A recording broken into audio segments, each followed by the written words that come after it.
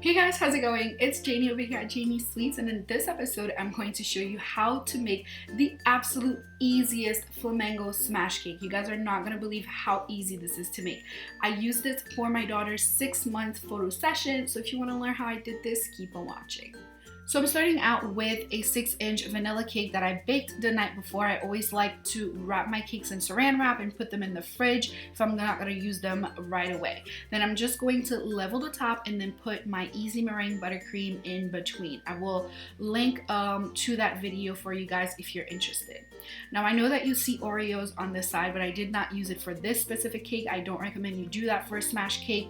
I was also making my son's first birthday cake at the same time. That's why the Oreos are right there. So once I am done crumb coating the cake and I've chilled it in the refrigerator, I am just going to make some rosette designs. Now, if you want to learn how to make a rosette design, I am happy to make a video for you guys showing you exactly how to do that. But pretty much all you're doing is just kind of like a C or an E shape all over the cake with whatever color buttercream you prefer.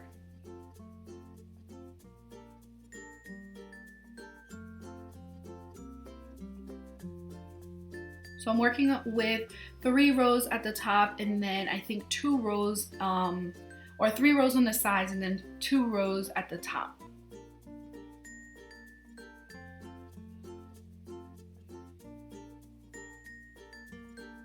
Once you're happy with how the cake turns out, you can go ahead and start decorating. Now, I found this flamingo kit at Michael's.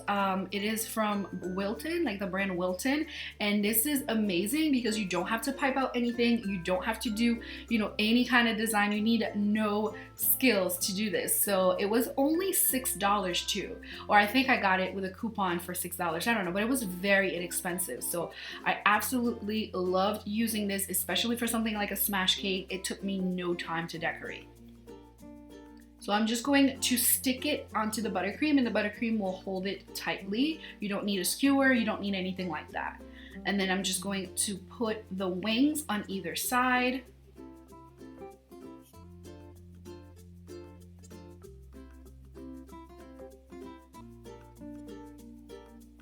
And there you go, you guys. This is how I made this extremely easy flamenco cake. It was perfect for a smash cake because honestly, like, all she was going to do is play in it, and I would just take some pictures. So if you did enjoy this tutorial and you want more easy tutorials like this, definitely give me a thumbs up if you found this video helpful.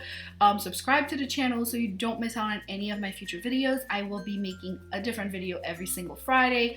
Also, all of my socials are at JaniesSweets. I'm on Instagram as well as on Facebook. That was my phone, just ignore it. And if you click on this annotation to your left, you will be directed to my last video. So this is it for this week's tutorial, guys. I love you. I'll talk to you next time.